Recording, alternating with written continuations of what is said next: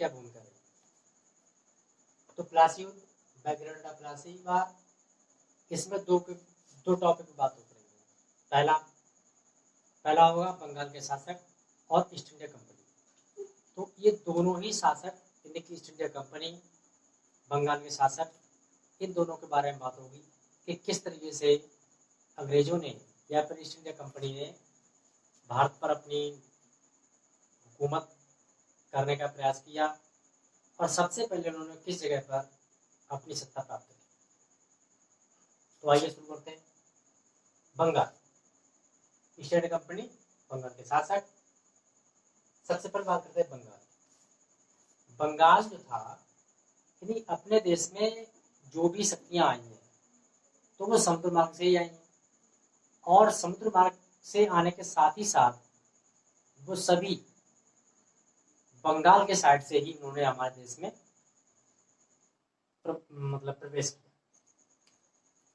तो बंगाल जो था अपने समय का बहुत ही संपन्न, धन संपन्न, आर्थिक स्थिति अच्छी थी, ऐसा राज्य था। तो उसमें बांग्लादेश, पश्चिम बंगाल, बिहार, उड़ीसा। पश्चिम बंगाल का विभाजन होने के बाद ही इसका दूसरा पार्ट जो था उसका नाम पड़ा पश्चिम बंगाल, और फिर जो शेष बचा था उसका नाम पड़ गया था बांग्लादेश। तो बांग्लादेश, पश्चिम बंगाल, बिहार, उड़ीसा, ये चार ऐसे राज्य थे जो मुगल काल के समय में बहुत ही संपन्न राज्य थे। मुगल काल का सर्वाधिक संपन्न था बंगाल। फिर उसके बाद मुर्शिद कुली खां पहला शासक बना। मुर्शिद कुली खां पहला शासक।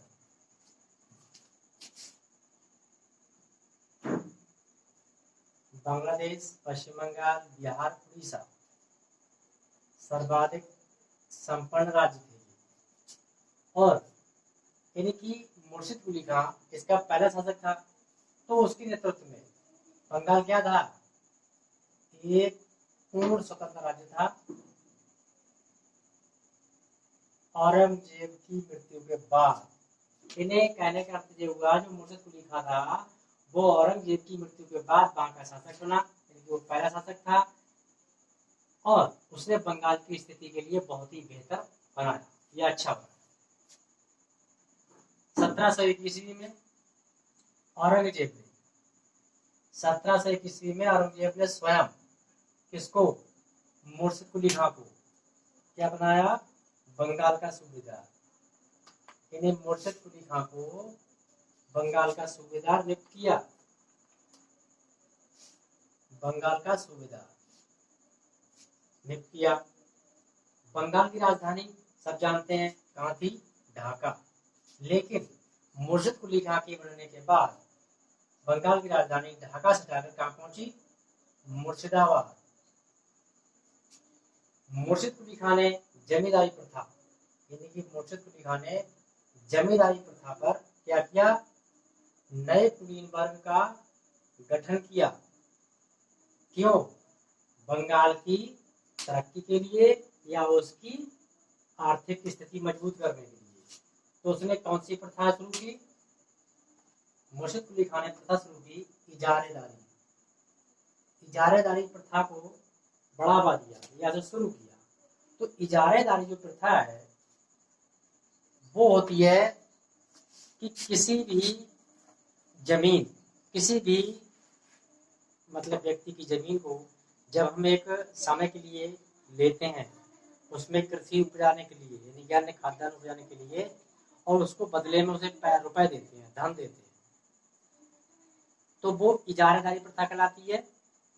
ये रुपए दिया हमने किसी को, उसकी जमीन हमने एक निश्चित समय के लिए ले ली और उस पर अपना खेती का काम शुरू कर दिया, तो वो कहलाती है इजारेदारी प्रथा, जो आज भी हमारे देश में अधिकांशता जगह पर हो रही है। नोट, तो इधर तो इसने इजारेदारी प्रथा शुरू की 1773 ईस्वी में। कार्नवालिस जो कि एक अंग्रेज था, उसने भी क्या किया, स्थायी बंदोबस्त का गठन किया। तो मुर्शिद कुली खान ने क्या किया, उसने एक नए तरीके की जमींदार के लिए जमींदारों को चुना, उनको जमीन दे दी, और वो लेकिन जमीन तो दी उन्हें, लेकिन जमींदार जो थे वो खुद नहीं करते थे, वो कराते थे दूसरों से, और उनका काम था लगान वसूल करना। मुर्शिद कुली खान ने ऐसे कुलीनों का गठन किया जो जमीन से उत्पन्न अनाज उससे कर वसूली का काम करते थे, जो आज भी चलता है लगान, जो नहर जहाँ भी नहर से सिंचाई होती है, कैनल इरिगेशन, तो वहां पर आज भी मतलब कर दिया जाता है नहर विभाग द्वारा। इस समय बंद कर दिया, इस समय नहीं चल रहा है, कुछ समय पहले चलता था। फिर अब यहाँ पे बात करते हैं शुजाउद्दीन, सरफराज, मुर्शिद कुली खान।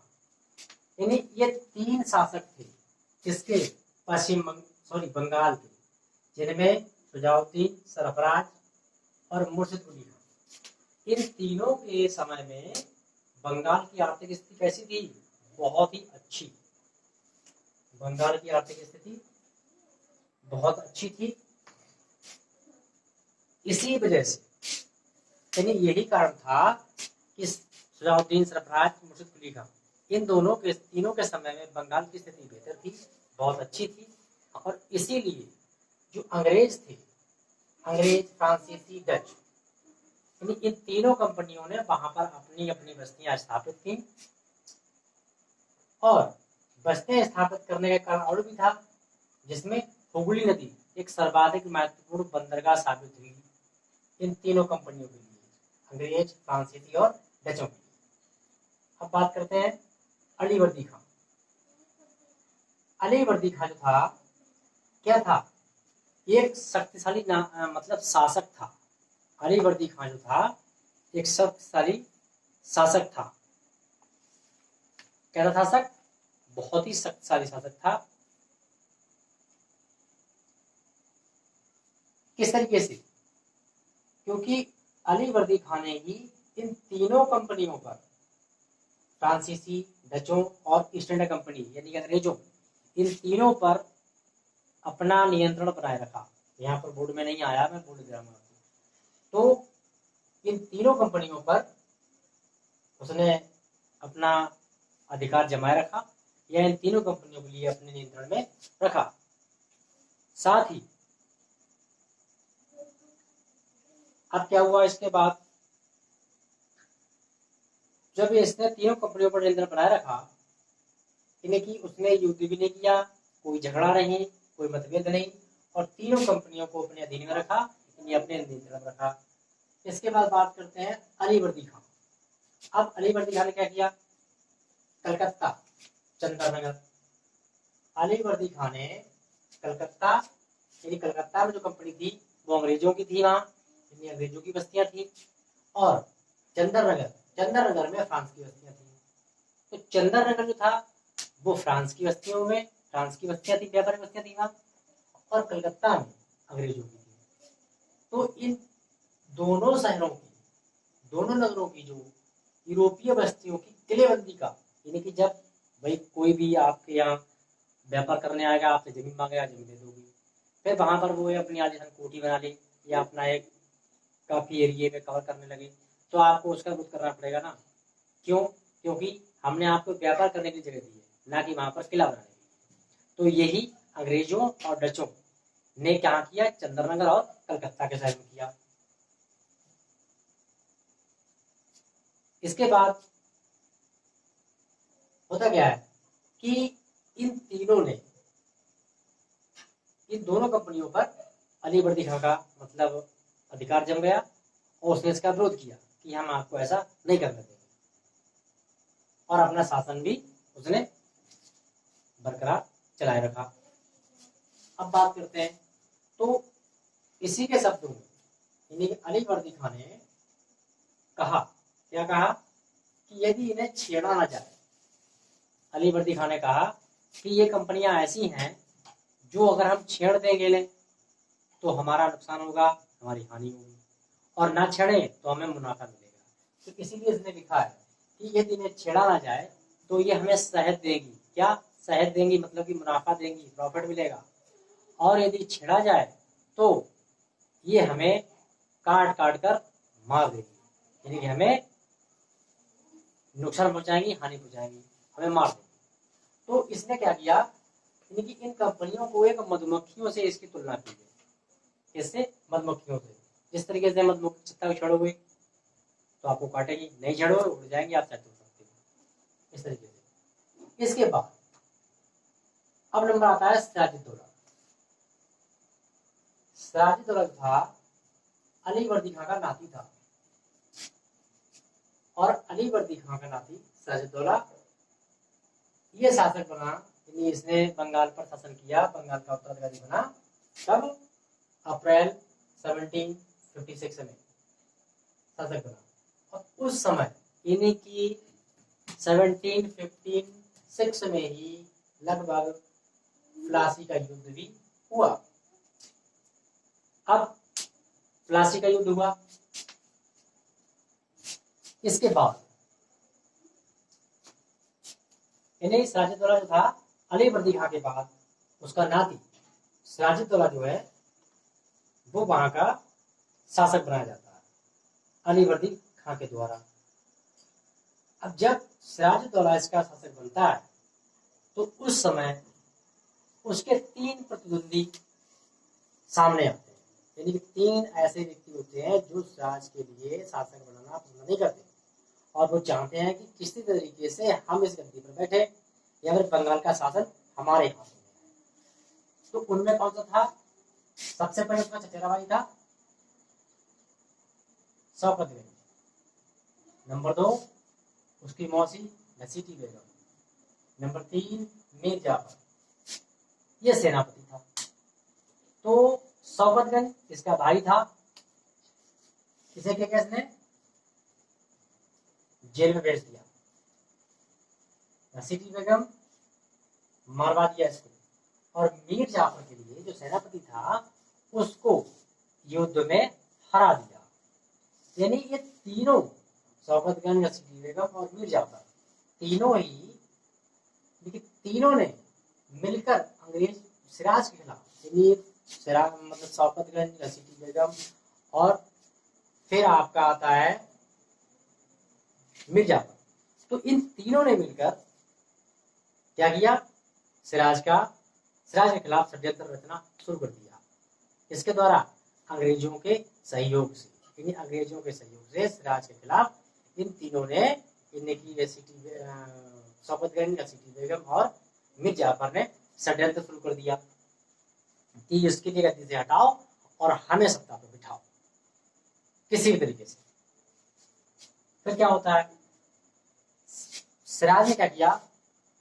सिराज मतलब मीर जाफर को युद्ध में हरा दिया और वहां पर मीरोदान के लिए सेनापति नियुक्त किया। जो उसका चचेरा भाई था शौकतगंज, उसके जेल में डाल दिया, और उसकी जो मौसी थी घसीटी बेगम उसको मार दिया। अब आगे बढ़ते हैं। सिराज का अंग्रेजों के साथ, यानी कि सिराज का अंग्रेजों के साथ में 3 मुद्दे जो थे मतभेद के, उनमें बदलाव हुआ। तो क्या बदलाव हुआ? 3 प्रमुख मुद्दों पर बदलाव हुआ।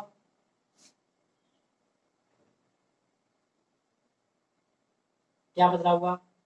पहले फर्स्ट देखते हैं। अंग्रेजों के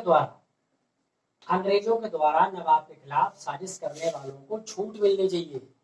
यानी कि अगर नवाब के खिलाफ कोई भी अगर किसी तरीके का अगर षड्यंत्र करता है, कोई भी साजिश करता है, तो उसके ऊपर कोई आपत्ति नहीं होनी चाहिए। पहला पॉइंट ये था। दूसरा पॉइंट था कि नवाब की अनुमति के बिना क्या करेंगे हम? फोर्ट विलियम, ये कलकत्ता शहर है, इसमें एक किला बना, यानी कि बस्ती बनाएगी जिसका नाम रखा है फोर्ट विलियम, ये अंग्रेजी नाम है। फोर्ट विलियम किले को मजबूत करना, यानी कि हम नवाब की बगैर अनुमति के अपने फोर्ट विलियम, यानी कि जो व्यापारिक बस्तियां थी, फोर्ट विलियम जो थी वो व्यापारिक बस्तियों की जगह है। पहले व्यापारिक बस्तियों नाम से जाना था और फिर व्यापारिक बस्तियों का नाम जगह फोर्ट विलियम। तो फोर्ट विलियम की किलेबंदी को मजबूत करना, ये समझौते पर मतभेद बदला गया। पहले क्या था, आप नवाब की अनुमति के बिना किलेबंदी नहीं कर सकते। अब किसी तरह का कोई भी मतलब गतिरोध नहीं कर सकते। आगे नंबर थर्ड नंबर में आप देखेंगे कि 1717 यानी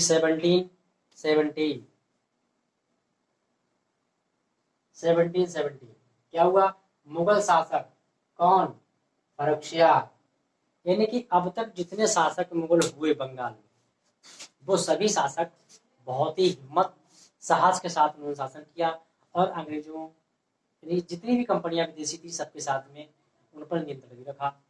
लेकिन फर्रुखसियार जो था उसने अंग्रेजों को एक ऐसा तोहफा दे दिया कि उसने छूट दे दी किस काम में, कि आप हमारे यहाँ आए, व्यापार करें, कहीं भी व्यापार करें, आपसे कोई भी शुल्क नहीं लिया जाएगा। यानी कि शुल्क मुक्त व्यापार पत्र अंग्रेजों को दे दिया, या ये कह सकते हैं कि उन कंपनियों को दे दिया। किसने, फर्रुखसियार ने। फर्रुखसियार किसके बाद आया, सिराज के बाद। सिराज के बाद आया तो सबसे ज्यादा अगर डरपोक